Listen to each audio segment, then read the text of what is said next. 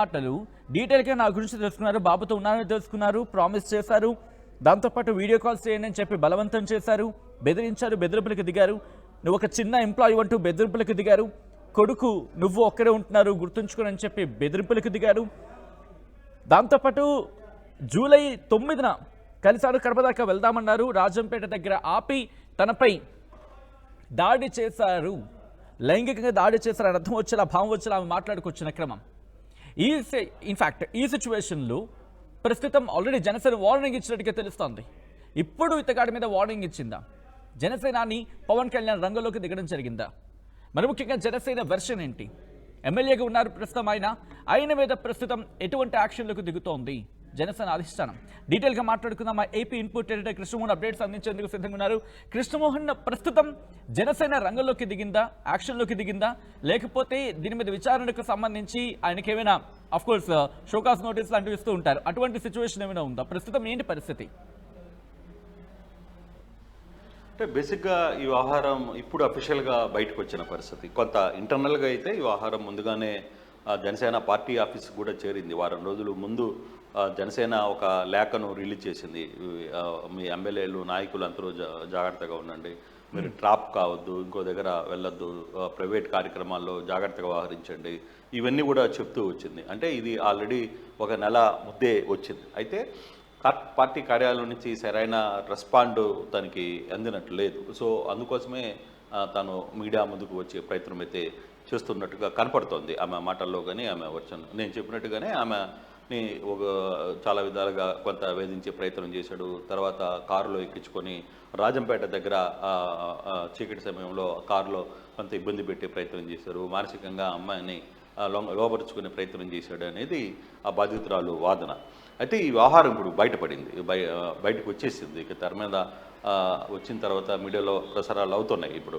So ఆ నేపథ్యంలో దీన్ని జనసేన ఏ విధంగా రియాక్ట్ అవుతుంది చూడాలి. ఇప్పుడు దాకా ఈ వ్యవహారాన్ని కొంత లోతుగా పెట్టే ప్రయత్నం చేశారు, ఎక్కడ ఎక్స్పోజ్ కాకుండా కొంచెం కంట్రోల్ చేయగలిగారు. బట్ తను ఈ వేధింపులు మరీ ఎక్కువైనాయా లేదా అనేది తనతో మాట్లాడితే కానీ పూర్తి వివరాలు మనకి ఇంకా రావాల్సిన పరిస్థితి అయితే ఉంది. ఇప్పటికీ ఇది జనసేన పార్టీ కొంచెం సీరియస్గానే తీసుకునే అవకాశం ఉంటుంది. ఖచ్చితంగా పవన్ కళ్యాణ్ ఇటువంటి విషయాల్లో చాలా గట్టిగా ఉంటారు. ఆయన చిన్న చిన్న విషయాలను కూడా టేకప్ చేసేటప్పుడు చాలా గట్టిగా కొన్ని పార్టీలో ఇంటర్నల్గా జరుగుతున్న వ్యవహారాలు ఇటీవల కాలంలో కూడా ఎమ్మెల్యేలను అందరినీ కూడా పర్సనల్గా వన్ కూర్చోపెట్టినప్పుడు కూడా ఆయన పదే ఇవే చెప్తూ వస్తున్నారు. మీ మీద చాలా కంప్లైంట్స్ వస్తున్నాయి, మీ వ్యవహారాల శైలి మార్చుకోవాలి, ప్రజలతో మీరు ఏకం కావాలి. మరోవైపు ఇంటర్నల్గా జరుగుతున్న వ్యవహారాల్లో మీరు తలదూర్చొద్దు, మీ ప్రైవేట్ వ్యవహారాలని అంటే ప్రైవేట్గా ఉన్న వ్యవహారాలను కూడా మీరు కొంత కంట్రోల్ పెట్టుకుంటే బాగుంటుంది అనేది పవన్ కళ్యాణ్ చాలా గట్టిగా చెప్పారు. అందుకే మొన్న నోటీస్ ఒక అందరికీ సమాచారం కూడా ఇచ్చిన పరిస్థితి అయితే ఉంది.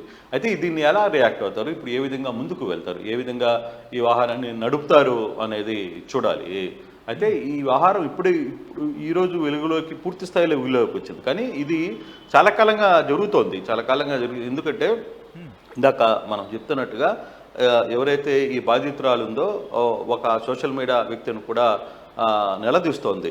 నీకు ఎవరిచ్చారు ఈ వీడియో, నీకు ఎలా పెట్టారు, నువ్వు ఎందుకు ఈ వీడియోతో ఇది చేస్తున్నావు, ఇస్తే నేనన్నా ఇవ్వాలి. వీళ్ళిద్దరి మధ్య జరిగిన వ్యవహారం కాబట్టి ఎమ్మెల్యేకి ఈ బాధితురాలకి మధ్య జరిగిన వ్యవహారాన్ని నీకు ఎవరిచ్చారు, టోటల్గా ఎమ్మెల్యే దగ్గర నుంచి ఏమన్నా నీకు సమాచారం వచ్చిందా, లేకపోతే ఇక్కడి నుంచి ఎలా వచ్చింది నీకు అనేది కొంత చర్చ జరుగుతుంది. కానీ బాధితురాలు అయితే క్లియర్గా చెప్తుంది, నన్ను లోపరుచుకున్నాడు, నా మీద ఒత్తిడి తీసుకుని వచ్చాడు, అవసరమైతే బిడ్డను కూడా చంపుతానని చెప్పి బెదిరించేవాడు శ్రీధర్ అనేది చాలా క్లియర్గా ఆమె చెప్తున్న మాట. అయితే ఇప్పుడు జనసేన దాన్ని ఏ విధంగా రియాక్ట్ అవుతుందో చూడాలి సత్యన్న. బేసిక్గా ఈ వ్యవహారాన్ని అంతా కూడా కొంచెం చాలా సీరియస్గా తీసుకునే పరిస్థితి ఉంటుంది. మనకు అంతున్న సమాచారం కూడా ఇప్పుడు కూడా ఒక జనసేన నుంచి కూడా ఒక కాల్ రావడం జరిగింది. సో దీని మీద కొంత యాక్షన్ ఉండబోతుంది, సీరియస్గానే తీసుకుంటున్నాం అనేది. అయితే ఒకటి దీన్ని రెగ్యులర్గా తీసుకుంటారా, లేదు ఒక ఎమ్మెల్యే కాబట్టి ఎమ్మెల్యేని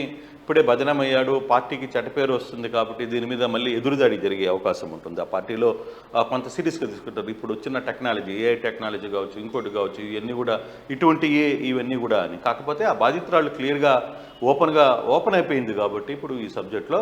సో బాధితురాలే ఓపెన్గా తనకు జరిగిన సంఘటన మొత్తం కూడా చెప్పుకుంటూ వచ్చింది. ఎలా పరిచయం అయింది, ఎలా ఎప్పుడెప్పుడు పరిచయం అయింది, ఏ టైంలో కలిసాం, ఎక్కడెక్కడ కలిసాం, ఏ విధంగా నన్ను తీసుకెళ్లేవాడు, ఇవన్నీ కూడా వ్యవహారం బయటకు వచ్చింది కాబట్టి సో ఫర్దర్గా తను మీడియా ముందుకు వచ్చి ఏమైనా మాట్లాడుతుందా లేదా అనేది కూడా మనం చూడాల్సిన పరిస్థితి అయితే ఉంది. దీన్ని పోలీసులు ఏ విధంగా రియాక్ట్ అవుతారు, ఎందుకంటే ప్రధానంగా మహిళలకు సంబంధించిన వ్యవహారంలో కుటుంబ ప్రభుత్వం కొంత సీరియస్గానే వ్యవహరిస్తున్న పరిస్థితులు మనం చూసాం. అయితే ఇటీవల కాలంలో చాలా కంప్లైంట్స్ అయితే వీళ్ళ మీద వస్తున్నాయి. జనసేనకు సంబంధించి కావచ్చు, కొందరు టీడీపీ నేతలు వ్యవహరిస్తున్న తీరు కావచ్చు, ఇటీవల కొలకపూడి సందర్భంలో కూడా ఆయన కూడా కొంత సీరియస్గా కొంతమందిని అక్కడ లోకల్గా ఉన్న వ్యవహారం మీద నాయకులు కొంత సెకండ్ గ్రేడ్ లీడర్స్ వ్యవహరిస్తున్న తీరు, ఇవన్నిటిని కూడా వరుసగా కొంత వివాదాలు వస్తున్న నేపథ్యం. అయితే దీన్ని ప్రభుత్వం ఏ విధంగా సీరియస్గా తీసుకుంటుందో చూడాలి. పోలీస్ ఏదైనా కేసు రిజిస్టర్ అవుతుందా, తీసుకుంటారా, లేకపోతే ఎలా తీసుకుంటారా. అయితే తనైతే ఇప్పటి వరకు పోలీసులను ఆశ్రయించిన పరిస్థితి అయితే కనపట్లేదు. పార్టీ ఆఫీస్కి అయితే వెళ్ళగలిగారు, పార్టీ ఆఫీసులో కొంతమందికి చెప్పగలిగారని ఒక సమాచారం ఉంది. సో దీన్ని ఏ విధంగా ఇప్పుడు రాబోయే రోజుల్లో ఏ విధంగా చూస్తారో లేదో అనేది, దాన్ని ఏ విధంగా ట్రీట్ తీస్తారో అనేది చూడాలి.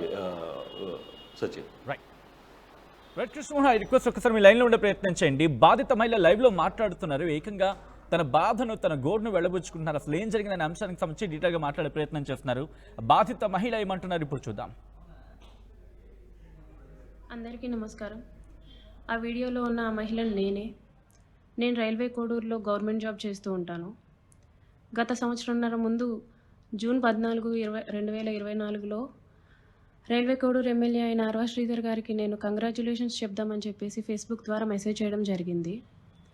అతను మొదటి రోజు అయినా సరే నాతో 2-3 గంటలు మాట్లాడారు. లాస్ట్లో అతని నెంబర్ నాకు ఇచ్చి నా నెంబర్ అతను తీసుకున్నారు. టెలిగ్రామ్ అనే యాప్లో నాకు మెసేజ్ చేశారు.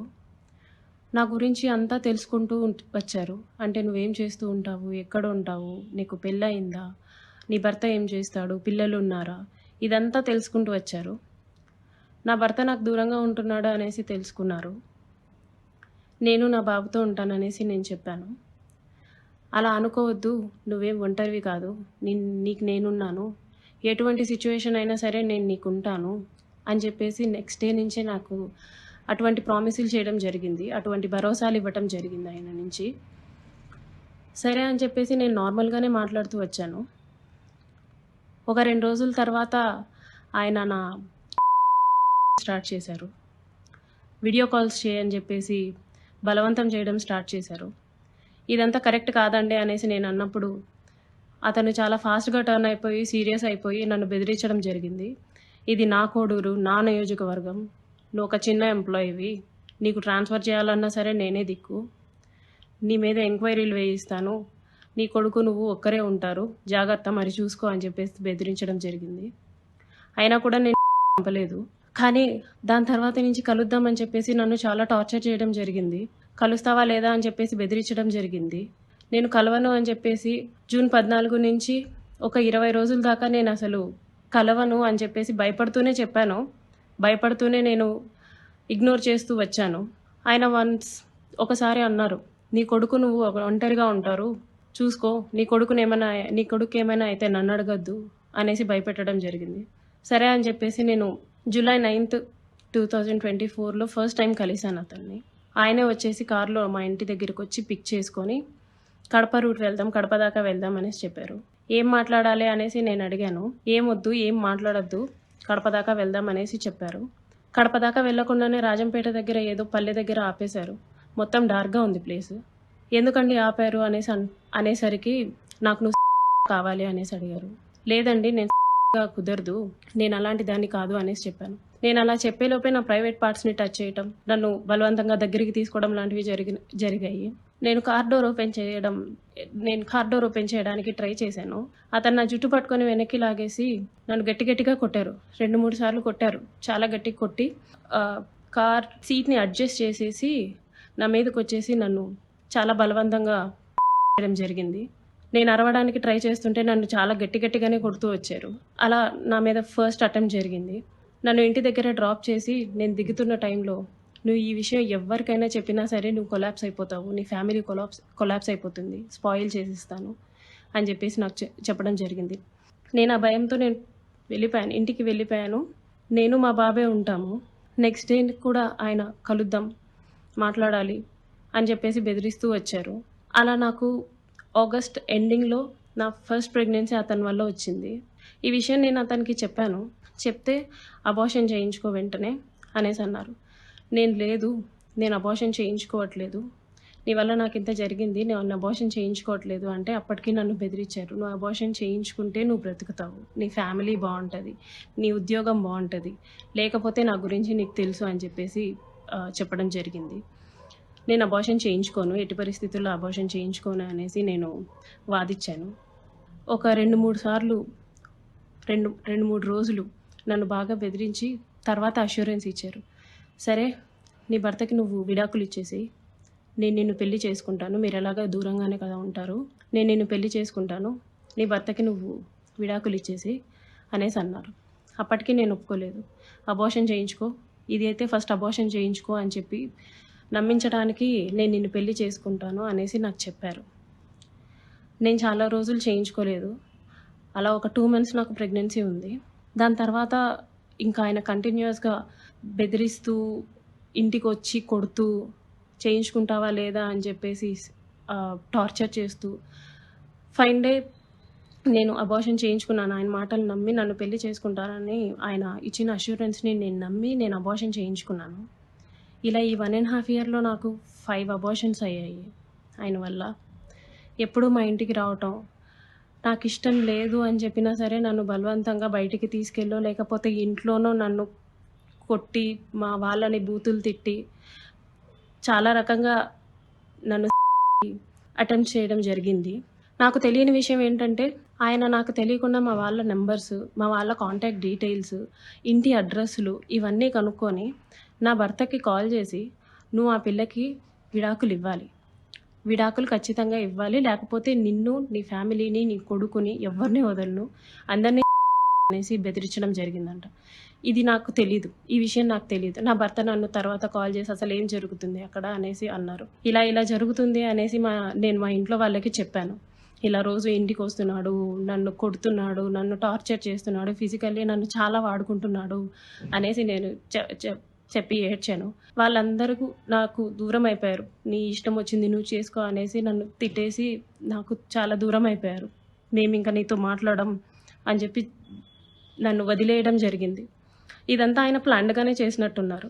మా వాళ్ళందరినీ నాకు దూరం చేయాలి అన్న ఒక ఉద్దేశంతో చేసినట్టున్నారు.